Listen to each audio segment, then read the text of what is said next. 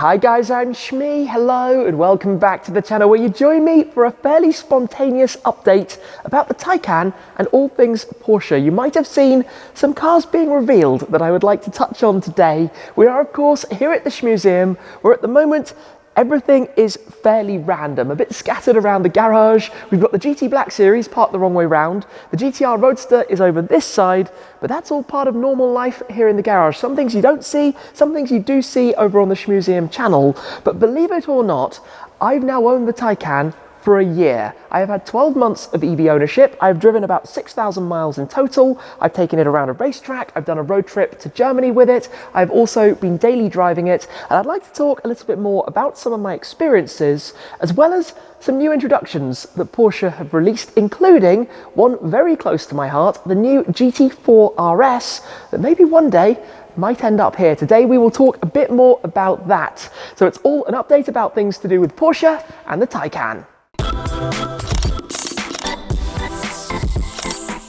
First things first, when I decided to buy the Taycan, and in particular the Taycan Turbo S, I was kind of jumping in at the deep end. A year ago, I only had my parking spaces at home, and although it's an underground garage with lighting, I didn't have the ability to be able to install an EV charger, which meant for the first period of ownership of this car, I was relying on the public charging infrastructure, which at times, I think it's fair to say, was moderately stressful, and you guys experienced a bit of that with me. It's improving fast, it's much better now, but there's still a lot more that needs to be done, and we'll talk about that in a moment. Let's start with the car itself. Underneath the wrap, it is a grey car. It's wrapped in Ctek Midnight Green. We also had the Midnight Purple on the GT4, but to contrast against that, which we did at Dub Customs, we have the Aurum Gold for the wheels, the factory spec colour that you could actually order from new, but this particular car didn't have it. Those were done at Whoops Will Fix It and are looking magnificent. The car is, however, filthy at the moment. It is very much serving winter daily driving duties. I use it as my car basically to get to and from home to here at the barn most days. Sometimes, if there's a new arrival, something like the STO, or in fact last night, the GTR Roadster, sometimes I take out something else depending what's going on.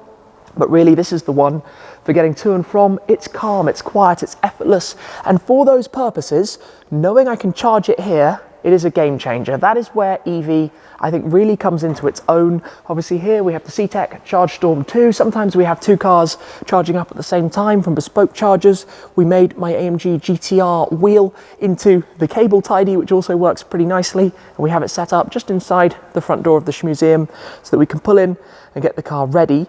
We also added the Xyrus Engineering carbon fiber parts around the headlights.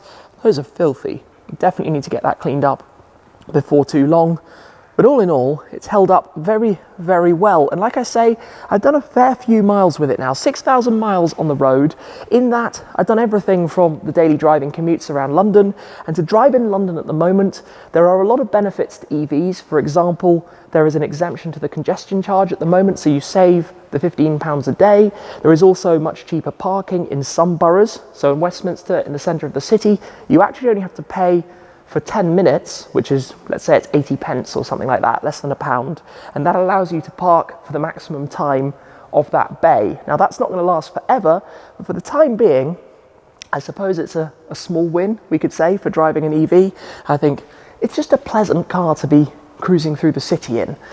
So for those purposes, I enjoy it quite a lot. I've also had it out on the Autobahn, discovered VMAX when we went all the way to Munich, testing out a fairly long road trip, about 1,600 miles or so, all the way from London to Munich to be part of the Remus GT3 Championship, and then to come back again. And on the way, took it for a lap or two of the Nurburgring to have this car, despite being very big and very heavy, around the Nordschleife. But this is where I want to comment on probably the first major, I guess, surprise, perhaps, I think for most people, of my feedback or experiences of this so far, which I suspect might be the case for plenty of others as well.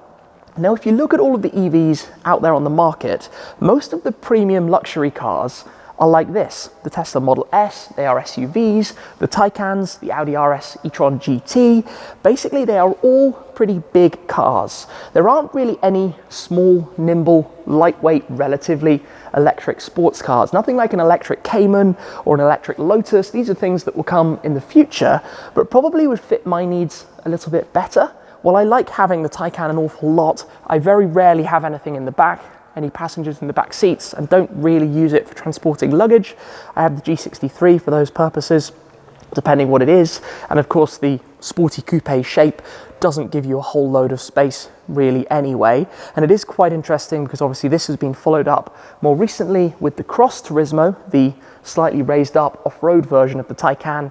And now, as of last night, the new Sport Turismo, like with the Panamera, that's the estate version, along with a new, I was going to say engine designation, but it isn't that anymore, the GTS, which fits between the 4S and the Turbo. So you've got the regular rear-wheel drive, you've got the 4S, the GTS, the Turbo, and the Turbo S of each different body style. It's safe to say that lineup has expanded very quickly with a lot of different models, and it is quite confusing. And those are just the Taycans. You have the Audi equivalents, and I'm sure more to come as well. But I think probably the new Sport Turismo is the winning choice because a fast estate is just always cool. And that in Turbo S, guys, would be very fast. But this is perhaps another thing to touch on. While I love having the Turbo S, the flagship model, when we've taken it to the drag strip, it's been amazingly fast, very impressive. The performance and amount of torque that it has is just out of this world. The problem with it is you sacrifice range. And when I bought this car, at the time I thought you could get fairly reliably about 220 miles out of it. Now if I get 200 miles, I think I've done quite well.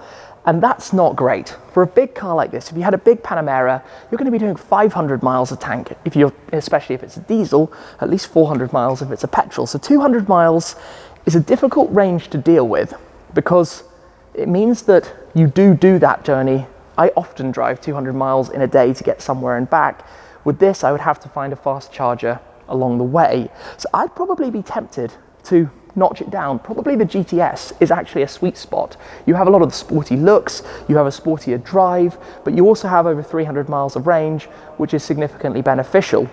And talking range and charge, it's a mentality shift, and it's something I do here. You know, if I'm here for a short period, plug it in, top it up for an hour, onwards I go. It's not like a petrol car, a gas car, where you run it down to basically empty, fill it back up to full. It's a totally different mentality. You top it up wherever you go, you use destination chargers, pull into a fast charger for 5 minutes, for 10 minutes, just keep it topped up, keep it always ready to go to avoid situations where you're wanting to go somewhere and you've left it on 40% and then you can't get there and back, although you don't want to keep it on 100%. So it's all a balance. It's kind of calculating it as you go, something you have to just kind of work out, adjust, basically start to learn. When the car arrived, I wasn't the biggest fan of how, let's say, bulbous the rear end is. I've grown a little bit to it and to this very high strip light that you have across the back, just beneath the carbon that we have for the lip spoiler. Inside it's really nice as well. It unlocks as you walk up towards it.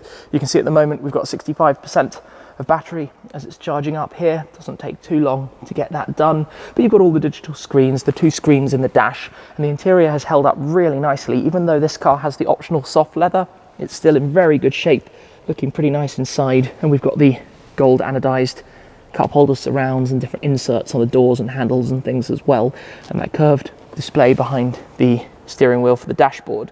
So I'm a big fan of the interior. I originally thought it was quite plain, we could say, but I've really grown to it.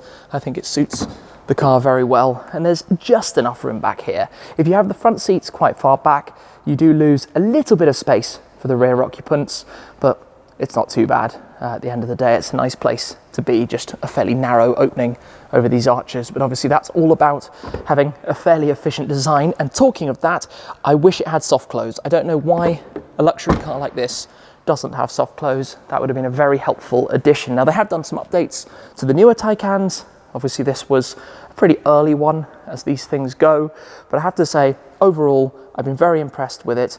As a car, there are just a few things I'd like to talk a little bit more about to do with the infrastructure, but before we get to that, let's talk about new Porsches. Until recently, there had actually been another Porsche here at the Shmeemobiles, my 718 Cayman GT4, the follow-on to my first ever Porsche, which was the 981 GT4 about 6 years ago or so. I had the 718 that I bought earlier this year. We wrapped it, put an exhaust on it, did some road trips with it, took it to the Nurburgring and plenty more. In fact, I did vastly more miles with that car than I ever intended until a couple of months ago. A strong offer came in. The car market is in a crazy place, and I thought it was time to let it go with hopes of what could come next, which is the car that was revealed last night, the new Cayman GT4 RS. The craziest, most hardcore Cayman that Porsche have ever made, with a 500 horsepower, 4-litre naturally aspirated flat six, revving to 9,000 RPM, a Weissach package car available with the roll cage, magnesium wheels, and all sorts of crazy aero as well. A Cayman that has done the Nurburgring Nordschleife in 7 minutes and 4 seconds, which is mental. That would be right up my street, but allocations are in high demand. There are not a lot of them, and I am really, really hoping with every finger and toe crossed that it might be possible, but at this stage, I do not know. If I'm lucky enough to get one, I'll certainly do it in something unique in terms of the spec, and it will live here permanently in the Shmeemobile. It's a car that I would love to drive at the Nurburgring, so maybe that happens down the line, but the car itself, I think, is just really plain cool. They've done some very nice design touches on it, and it's a Cayman. It's got the mid-engine platform, slightly down on power compared to a GT3, but I've always loved that setup, that very nicely balanced setup, that small, nimble feel of the Cayman platform, obviously with the same interior as the 718, but something that really just works in just about every environment. And I would imagine they're probably going to translate this into more body styles of the 718 range. You can probably think what might come next down the line anyway. It would be a pretty cool addition to come back with another Porsche to the garage to join the Taycan.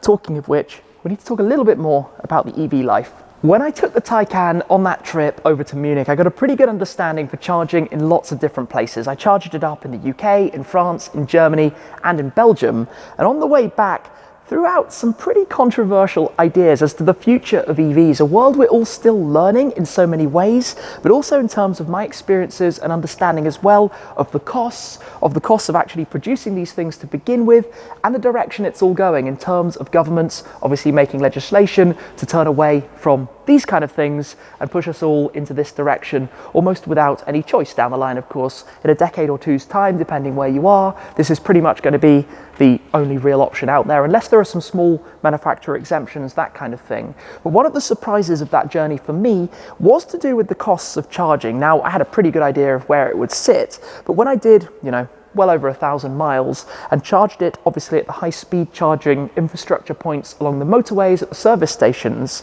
it's actually not all that much cheaper than the equivalently powered combustion engine car. If you're talking a big Ferrari or an Aston Martin or something, probably about 30% cheaper overall, but that's before we have a change in taxes and levies and whatever gets put onto these things down the line for the charging, because obviously if you're not paying taxes on fuel, it has to be recuperated from somewhere for national treasuries to be able to get the money back in. So it's going to be interesting to see how that all evolves down the line. But in terms of daily driving, and obviously having a charging point mounted right here at the garage, this is by far and away my go-to choice for the daily drive. It's just magnificent. I would just rather a slightly smaller car instead of driving around in something quite so big, which would obviously then be more efficient as well. You wouldn't be lugging around so much weight, it wouldn't need so much power as a result, but obviously at the moment having a large car means there's space for batteries, so that's pretty much where everyone has jumped straight in. Mercedes with the EQS, Porsche with the Taycan, all the companies, as I said, with their various SUVs and things. But I think it's going to be really interesting to see now how all of this evolves in terms of the production of these cars as time goes by. It's getting better in terms of battery technology, in terms of increased range of cars, in terms of the ease of charging and the charging infrastructure, but also in terms of the environmental impact of actually creating them. Now at the moment, if you look up any official figures, and this is what I talked about in the video coming back from that trip, they're not necessarily the best. In fact, unless you do a lot of miles in an EV and you're charging it from fully renewable energy, which let's face it, most of us actually aren't, because that's what's available on our national grids, these kind of cars aren't actually that bad, because they are significantly better to actually produce in the first place. It will have much more longevity down the line, whereas a car like this, as I've already slightly experienced with the range deteriorating a touch in the year that I've owned it, I'm slightly worried for how long something like that can actually be kept running, and time is going to tell what direction that actually takes. For the time being, it's all, I guess, a bit of a learning curve as we go down this path and we discover a lot more about it. And while it's great for driving into the city, as I said, and while it's great for just having a peaceful journey, it's very Rolls-Royce-esque with the magic carpet style ride that you get from this, the quietness, the effortlessness of actually driving the thing. It's a very, very calming experience. That's not necessarily, obviously, everything, because it's without the emotion. And as I said, everything's a bit of a mess in here at the moment in terms of cars in the wrong place, cars the wrong way round, and half of the cars under covers.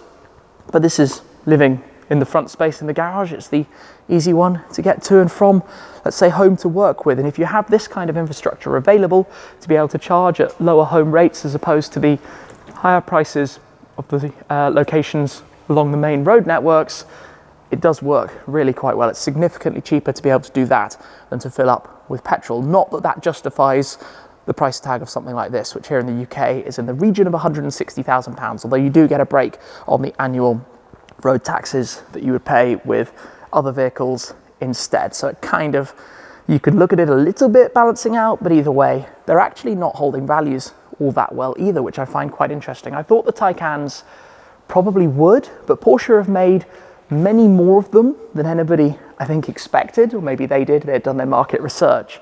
But in terms of other cars at the moment, combustion engine cars over the last 12 months haven't really lost all that much, even let's say a Panamera or a Cayenne or a Macan or something in that segment, whereas the Taycan is probably down, let's say, an eighth, a seventh, a sixth of its value, something like that in that time. So interesting comparison almost between those. Anyway, it is still learning processes, right? Learning stages. We've got to wait and see where all of this goes. All I know is that I've actually been pleasantly surprised. And when I bought it, everyone was commenting, that'll be gone in a month, that will be gone in 3 months. Even after 3 to 6 months, everyone was still saying it's time to sell it. Well, fast forward, I've owned it for a year and I don't see it going anytime soon. Perhaps I might change it for another electric car at some point, just to have a different experience from the daily driver. But for the moment, it does the job really very well and I have no regrets. It's a great car to own, it's a great car to drive, it's a great car to use, and it's a great car to just experience the technology. And obviously, I run social media channels. I like my tech, I like my gadgets.